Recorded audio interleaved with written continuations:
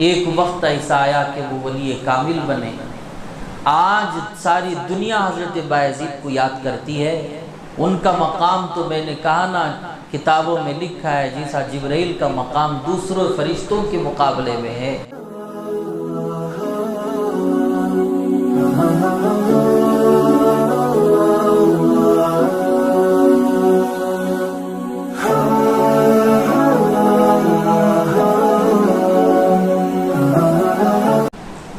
حضرت بایزید بسطامی رحمۃ اللہ علیہ کے واقعات کے اتنے بڑے ولی کامل وہ کیسے بن گئے؟ ان کا مقام یوں ہے اولیاء اللہ میں، جس طرح جبرائیل کا مقام ہے دیگر فرشتوں کے لیے۔ دیگر فرشتوں کے سامنے جبرائیل کا جتنا مقام ہے وہ مقام رکھتے ہیں اولیاء اللہ کے یہاں حضرت بایزید بسطامی رحمۃ اللہ علیہ۔ ولی کامل گزرے ہیں، بہت بڑے اللہ کے ولی گزرے ہیں۔ والدہ محترمہ تربیت کرتی ہیں۔ حضرت بایزید کے والد صاحب ان کے بچپن ہی میں انتقال ہو جاتے ہیں، یہ یتیم رہتے ہیں۔ باپ کی غیر موجودگی میں جب باپ انتقال ہو جائے تو ماں اسے کیسے پالے گی، پرورش کرے گی، کیسے مشقت اٹھائے گی، آپ اندازہ کر سکتے ہیں۔ کوئی معمولی چیز ہے کہ باپ دنیا سے چلے جائے اور ماں اسے پالے، بچوں کی پرورش کرے۔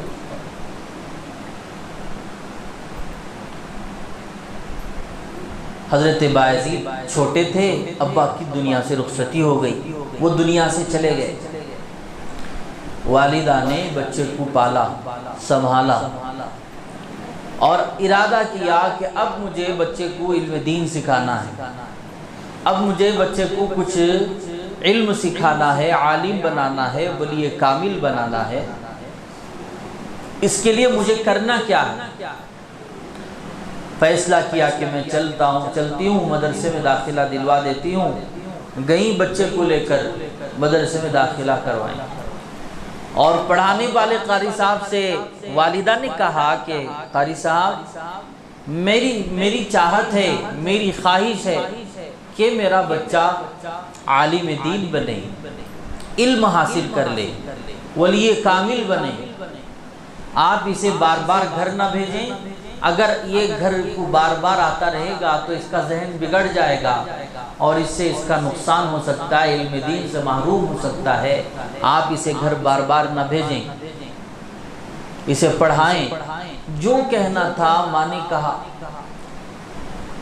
واقعتاً ماں کی ایک محبت ہوتی ہے، بچہ اگر بستر پر نظر نہ آئے تو ماں تڑپ اٹھتی ہے۔ آپ نے دیکھا ہوگا کہ اسکول کو جاتا ہے بچہ، پھر بھی پلٹ کر ماں دیکھتی ہے کہ میرا بچہ اسکول جا رہا ہے، اب شام میں آئے گا۔ ماں ہوتی ہے، ماں کی ممتا ایسی ہوتی ہے۔ بچہ اسکول جائے گا، شام واپس لوٹ آئے گا، مدرسے کو جائے گا، 1 سال کے بعد واپس لوٹ کر آئے گا۔ ہم نے بھی دیکھا ہے کہ مدرسے کو جاتے وقت ماں تنہائی میں روتی ہے، چھپ کے روا کرتی ہے، اور بچے کو پتہ بھی نہیں چلتا کہ ماں رو رہی ہے۔ اگر پتہ چل جائے تو بچہ بھی رونے لگ جائے، بگڑ سکتا ہے۔ اس لیے وہ بھی ماں تھی حضرت بایزید کی، کہنے لگی کہ حضرت بار بار بچے کو واپس نہ بھیجیں، پڑھائیں۔ جو کہنا تھا کہہ کے واپس لوٹ آئی۔ چند دن گزرے تھے کہ حضرت بایزید چھوٹے تھے، اور وہ کہنے لگے کہ قاری صاحب سے کہ استاد جی مجھے امی کی یاد آ رہی ہے، مجھے گھر کی چھٹی دے دیں، 1 دن چھٹی دے، میں واپس لوٹ کر آ جاؤں گا۔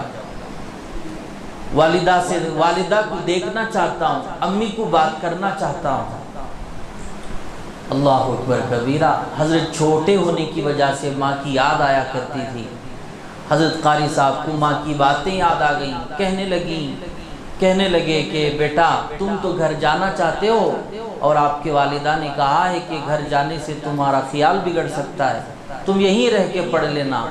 تو حضرت بایزید کہتے ہیں کہ نہیں استاد جی آپ مجھے اجازت دے دیں، میں جا کے واپس لوٹ کر آ جاؤں گا، مجھے والدہ کو دیکھنے کو دل چاہ رہا ہے۔ بچوں کی باتیں ہوتے ہیں، اصرار کرنے لگا۔ حضرت بایزید اصرار کرنے لگے، استاد جی سے کہا کہ استاد جی چھٹی دے دیں، تو استاد جی نے جان بوجھ کر اتنا سبق دے دیا کہ وہ شام تک یاد نہیں کر پاتا۔ کہہ دیا کہ بیٹا دیکھو، شام تک آپ کو اتنا سبق یاد کرنا ہے، اگر آپ نے یاد کر دیا اور سنا دیا تو آپ کو ہم چھٹی دے دیں گے۔ جان بوجھ کر قاری صاحب نے زیادہ سبق دے دیا تھا، ایک دن میں ممکن ہی نہیں ایسا سبق دیا تھا۔ 2-4 دن، ایک ہفتے میں یاد کرنے کا سبق، سنانے کا سبق ایک وقت میں سنانے کو کہا تھا۔ حضرت بایزید کہنے لگے کہ استاد جی ٹھیک ہے، میں یہ سبق سنا دوں گا تو آپ چھٹی دیں گے؟ تو کہا کہ ہاں چھٹی دے دوں گا۔ حضرت کا خیال تھا کہ یہ سنائیں گے نہیں اور مجھے چھٹی بھی نہیں دینے کا موقع بھی نہیں رہے گا، اور میں بچ جاؤں گا، بچہ میرے بارے میں بیزار نہیں کر لے گا، اس کا دل خراب نہیں ہوگا۔ تو وقت گزر گیا، جو وقت تھا شام تک تم سناؤ گے تو چھٹی مل جائے گی۔ تو حضرت بایزید گئے اور کہنے لگے استاد جی مجھے سبق یاد ہو گیا۔ استاد گھبرا گئے، اتنا سبق آپ نے کیسے یاد کر لیا؟ حضرت کہتے ہیں بایزید نہیں، میں نے تو سبق یاد کر لیا ہے۔ کہنے لگے سناؤ، تو حضرت سنانے لگے۔ چھوٹے تھے حضرت بایزید، سناتے سناتے پورا سبق سنا دیے۔ ممکن ہی نہیں تھا اتنا سبق سنانا، اتنا سبق حضرت نے سنا دیا۔ اب استاد کے دل میں یہ خیال آیا کہ میرا تو وعدہ تھا کہ اتنا سبق سناؤ گے تو چھٹی دے دی جائے گی، اب وعدے کے مطابق چھٹی دے دی جائے۔ حضرت نے کہہ دیا کہ جاؤ چھٹی۔ اللہ اکبر کبیرہ۔ وہ لوگوں ذرا اندازہ لگاؤ، ہم بھی اپنے بچوں کو پالتے ہیں اتنے پیار سے اور محبت سے۔ حضرت بایزید چھوٹے بچے، کم سن بچے تھے، جیسے ہی چھٹی ملی باغ باغ ہو گئے خوشی سے اور مدرسے سے نکل گئے۔ دل میں یہ خیال کر کے جا رہے ہیں، دوڑ رہے ہیں کہ میں والدہ کو جاؤں گا، جا کر وہ والدہ کے دامن میں، ان کے دوپٹے میں جو خوشبو آتی ہے، وہ خوشبو سونگھ کر مجھے بڑا عرصہ ہو چکا ہے۔ یہ خیال کرتے ہوئے حضرت بایزید دوڑ رہے ہیں، اچھلتے کودتے جا رہے ہیں کہ اماں کو میں دستک دے کے بلاؤں گا، میں جا کے لپکوں گا اور ماں مجھے سینے سے لگائے گی، پیار کرے گی، محبت کرے گی، اماں مجھے روٹی کھلائے گی۔ پتہ نہیں حضرت بایزید کے کیا کیا دل میں تمنائیں تھیں، وہ سب لے کر بچے تھے، پہنچ گئے دروازے پر، جا کر دستک دی۔ اماں نے جیسے ہی دستک سنی تو فوراً سمجھ گئی کہ بایزید آیا ہے، بیٹا ہی میرا آیا ہے۔ کہنے لگی کہ کون ہو دروازے پر؟ تو کہا کہ امی میں تمہارا بایزید ہوں، دروازہ کھولیں۔ تو ماں کہتی ہے کہ میں تو میرا بھی ایک بایزید تھا، میں اسے تو اللہ کے دین کو حاصل کرنے کے لیے چھوڑ کر مدرسہ آئی ہوں، اب میرا کوئی بایزید دروازے پر نہیں ہے۔ اصرار کرنے لگے اور ماں نے ایسا جواب دے دیا، حضرت سمجھ گئے، بچپن کی حالت میں حضرت یہ بات سمجھے کہ میری ماں کی خواہش یہ ہے کہ میں پڑھ کر آؤں، فارغ ہو کر آؤں، جب تک میں گھر نہ آؤں۔